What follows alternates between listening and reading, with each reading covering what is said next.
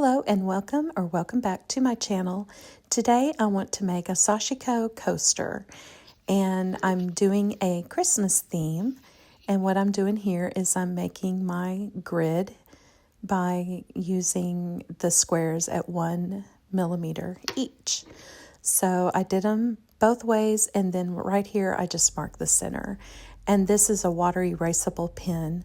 So you're going to see many lines because I couldn't decide if I wanted to go with the measurements of 1 millimeter or 1 inch.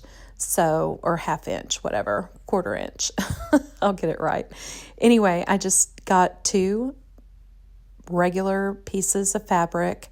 You want a medium weight linen or canvas, but that way you can hide the knots in between, which is what I'm doing here. I have 2 pieces of the linen, and you can make a knot here, but since it's a coaster, I didn't want to have a lot of knots, so I'm just going to actually line it up with where I am stitching. I'm going to make a running stitch all around the edges, and then I'm going to use my needle to stab that end. So instead of making a knot, it'll be sewn in between the 2 pieces of fabric.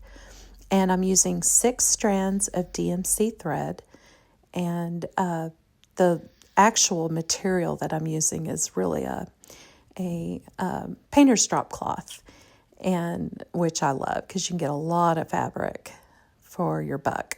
So anyway, I'm just going to make a running stitch all along the edges. And like I said, you're seeing 2 lines there.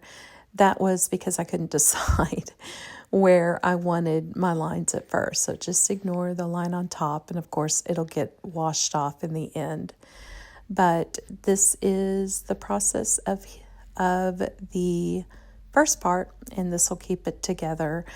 Normally, if it's a larger piece, I'll do like a basting stitch to keep them together so you don't have to pin them together.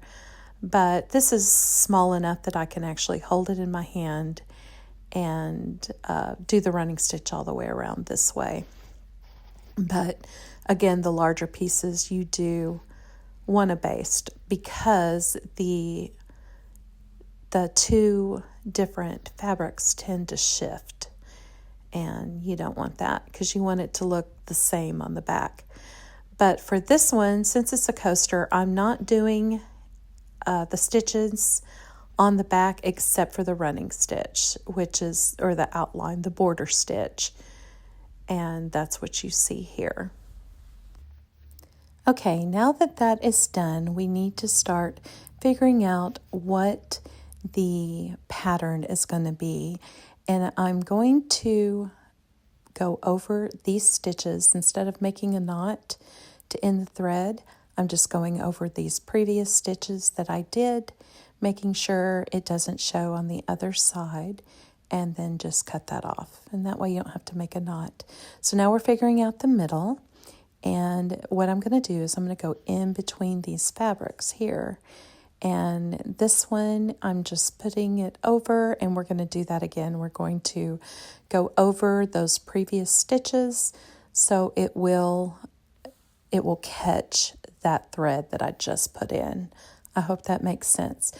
And this time, I'm not going all the way through. I'm running my needle in between the fabrics so it's not bulky on both sides. And I'm just making sure it's stabbed through the fabric here, and then I'm going to go down in between the threads, and we're going to start our tree.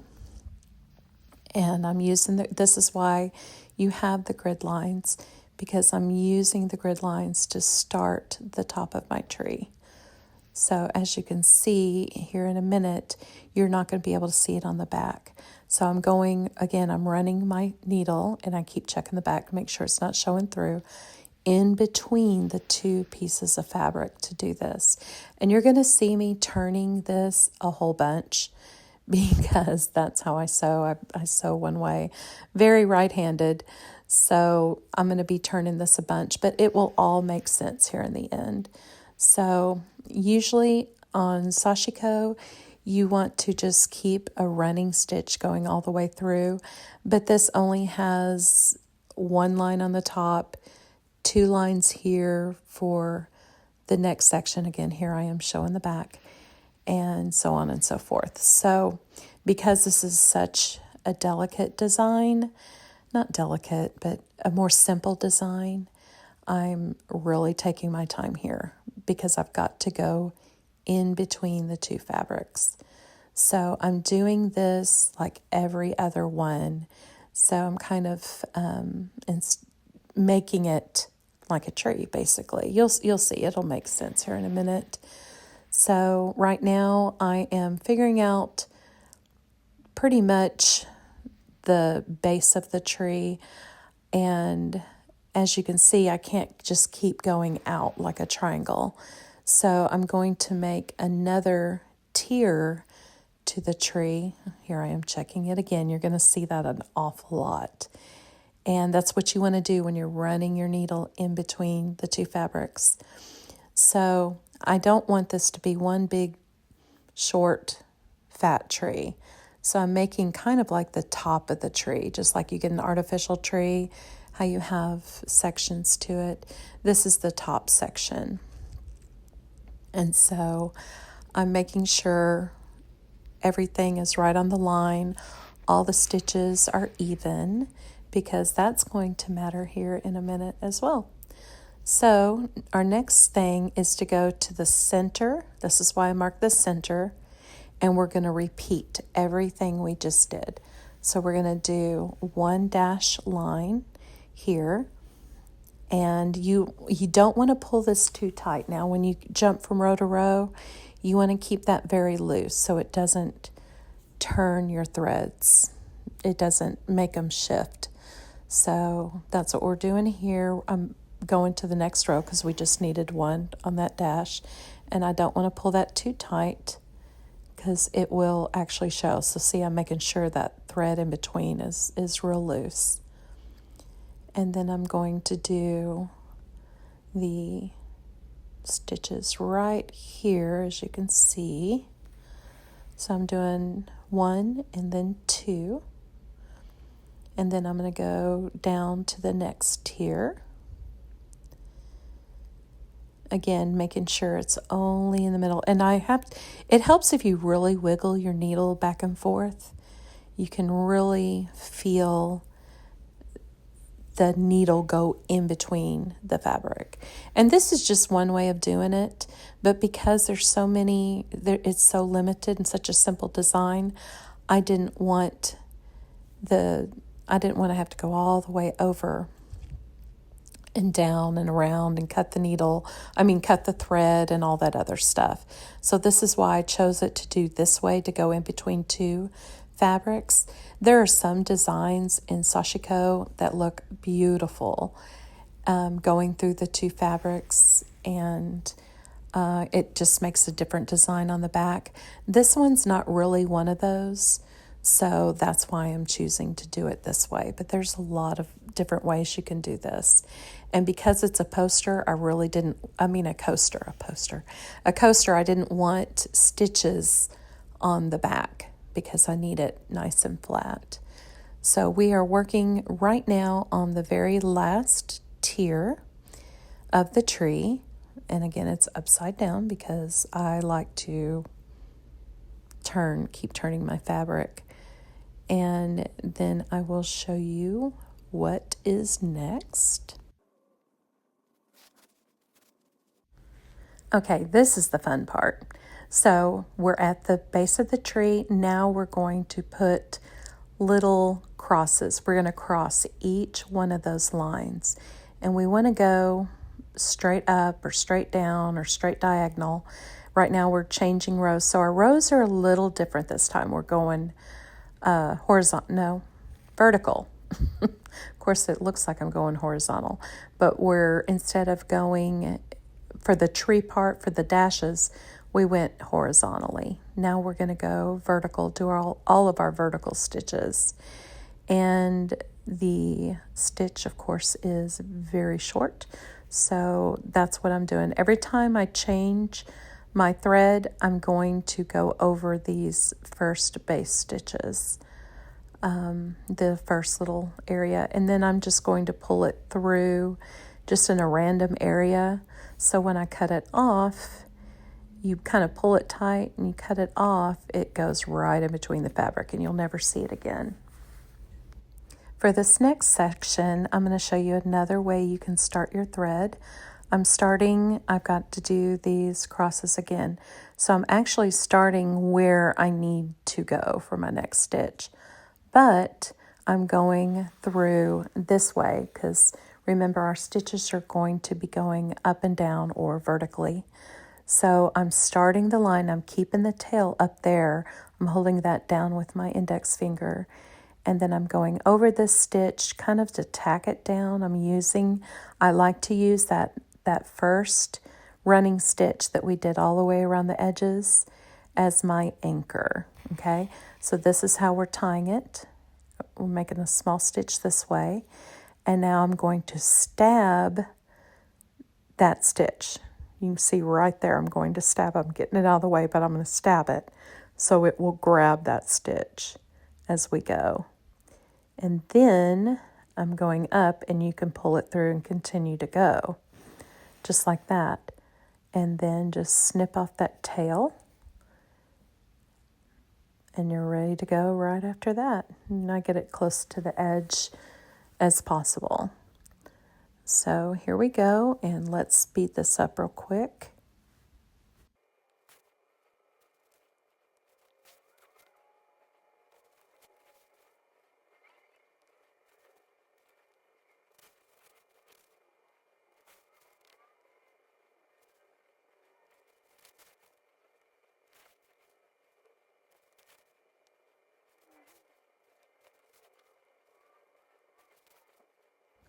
And here we're just ending the stitch before we go to our next part. Now that it's all washed, I washed it and dried it, so you can kind of see the design that we're going for here. So right now I got this kind of a gold color floss thread, and I need to make like the base of the tree. So instead of little cross stitches, I'm just going to use a simple dash, nothing special, just a simple dash going all the way through. And I don't want this to show on the back either because it's going to be dashes just going vertical instead of horizontal. And just because we're changing rows all the time, I don't want that thread that's going to the next row to show. So I'm just keeping this all in between the fabrics as well.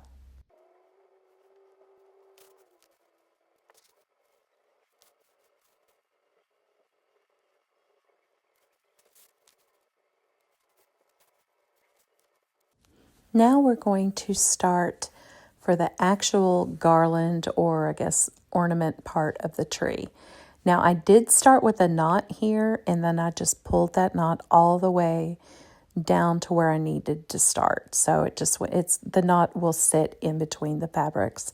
I'm trying not to do a lot of knots with this because I don't want the teacup or coffee cup or glass or whatever to tip. I need it as flat as possible. So right now I'm just going in between the X's, and this is where it's fun. You can really play with it.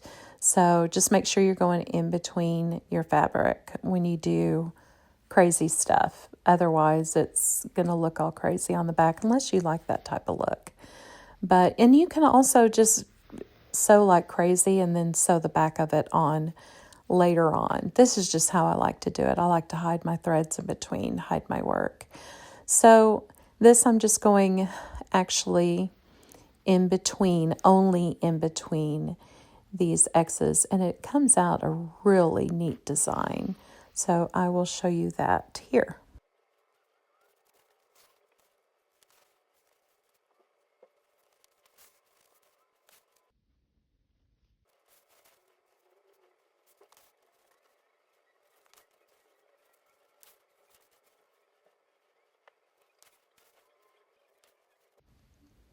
and snip that part off, and that is all there is to it. So very, very simple design.